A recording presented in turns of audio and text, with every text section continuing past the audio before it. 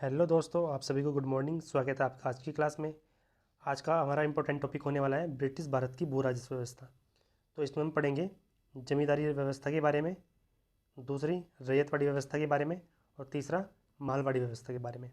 तो आइए करते हैं एक एक करके स्टार्ट। फर्स्ट है यहाँ पर जमींदारी व्यवस्था। तो जमींदारी व्यवस्था की जो शुरुआत हुई थी वो 1793 में लागू की गई। किसके द्वारा? तो कॉर्नवालिस द्वारा लागू की गई 1793 में। जमींदारी व्यवस्था में क्या था कि जो लगान वसूला जाता था उसका 10/11 हिस्सा सरकार को मिलता था और 1/11 हिस्सा जमींदारों को मिलता था। तो ये लगान वसूली का बंटवारा इस तरह से होता था। साथ ही इसमें लगान जो किसानों से वसूला जाता था उसकी दर कोई निर्धारित नहीं की गई थी कि किसानों से कितना वसूला जाएगा, ये इसमें निर्धारित नहीं था। साथ ही इसमें एक 1794 में एक सूर्यास्त कानून लाया गया जिसे हम सूर्यास्त नियम के नाम से जानते हैं। तो ये सूर्यास्त नियम था क्या? सूर्यास्त नियम ये था कि ब्रिटिश सरकार जमींदारों को एक समय सीमा तय करती थी कि जैसे मान लिया कि 30 अप्रैल तक जमींदार को इतना कर वसूल कर लाना है किसानों से। अगर वह उस निर्धारित सीमा तक कर वसूल कर नहीं लाते थे तो उनकी जिम्मेदारी, यानी जो उनको जो जिम्मेदारी दी जाती थी कर वसूलने की, उनसे लेकर किसी अन्य व्यक्ति को दे दी जाती थी। तो ये थे सूर्यास्त कानून। ठीक है, तो आगे। और साथ ही ये जो जमींदारी व्यवस्था थी ये भारत के लगभग 19%, भारत के कौन से, जो ब्रिटिश भारत था, तो ब्रिटिश भारत के 19% भाग पर लागू की गई थी।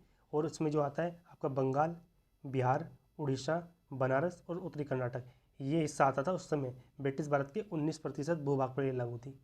साथ ही कुछ अन्य बिंदु उसके बारे में, RC दस और राजा राम मोहन राय, इन दो व्यक्तियों ने इस व्यवस्था का, किसका, जमींदारी व्यवस्था का समर्थन किया था, यानी इन्होंने इसको सही ठहराया था। साथ ही इसकी जांच के लिए एक फ्लाउड कमीशन लाया गया था कि ये किस अपने मतलब कितनी सफल रही। तो ये जांच करने के लिए इसके लिए एक फ्लाउड कमीशन लाया गया था। साथ ही जो हमारी जमींदारी व्यवस्था है इसको अन्य नाम से भी जाना जाता है जिसे बोलते हैं स्थायी बंदोबस्त। इस नाम से स्थायी बंदोबस्त। साथ ही इसका नाम जमींदारी व्यवस्था है। तो जमींदारी व्यवस्था नाम इसका इसलिए पड़ा क्योंकि इसमें जो कर वसूलने का जो जिम्मेदारी दी गई थी वो जमींदार को दी गई थी, यानी जो बिचौलिया का काम करता था, यानी किसान से कर वसूल कर जो सरकार को देता था, यानी ब्रिटिश को देता, अंग्रेजों को देता था, तो उसकी वो जमींदार ला कर देता था। तो इसलिए इसे जमींदारी व्यवस्था कहा गया। तो इसमें बिचौलिया के रूप में कौन था? जमींदार। ये थी हमारी जमींदारी व्यवस्था। अब देखते हैं सेकंड, रैयतवाड़ी व्यवस्था। तो रैयतवाड़ी व्यवस्था क्या थी? रैयतवाड़ी व्यवस्था ये, इसमें क्या था, रैयत का मतलब होता है किसान। तो इसमें जो भूस्वामी माना गया वो किसान को माना गया, यानी अब जमींदार को हटा दिया, अब सीधे जो किसान ही अपनी जो कर लगाया जाता था वो सीधा सरकार को देता था। तो इसलिए भूस्वामी कौन हो गया था यहाँ पर? किसान।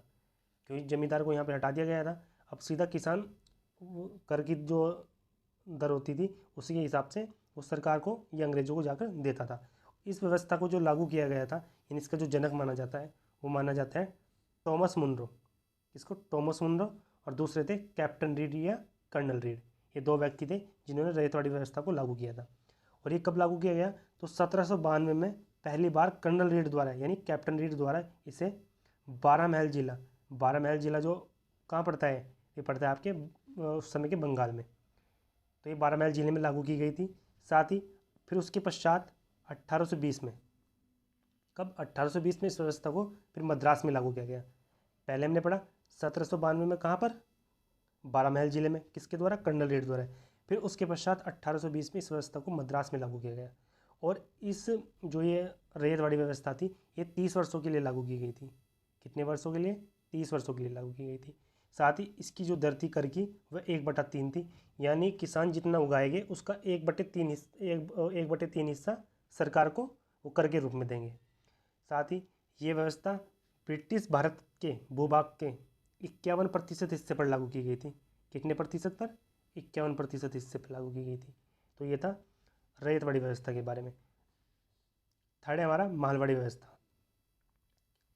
मालवाड़ी व्यवस्था, जो मालवाड़ी व्यवस्था थी इसमें जो भूस्वामी माना गया था तो उसमें माना गया था मुखिया को। मुखिया को माना गया था, मुखिया यानी गांव का पूरा एक प्रमुख होता था, प्रधान होता था। और यहाँ पर माल का मतलब ही होता है गांव। तो यानी जो गांव का मुखिया होता था उसको भूस्वामी माना गया। यानी वो क्या करता था, पूरे गांव से कर वसूल कर सरकार को देता था। तो ये जिम्मेदारी किसकी थी, गांव की मुखिया की, इसलिए इसको मालवाड़ी व्यवस्था कहा गया। और इस व्यवस्था के जो जनक थे वो थे हॉल्ट मैकेंजी। कौन, हॉल्ट मैकेंजी ने इस व्यवस्था को लागू किया। और कब लागू किया गया, तो यह किया गया था 1822 में। 1822 में लागू किया गया। साथ ही कहाँ पर लागू किया गया, तो ये मध्य प्रांत में, उत्तर प्रदेश और पंजाब में लागू की गई थी।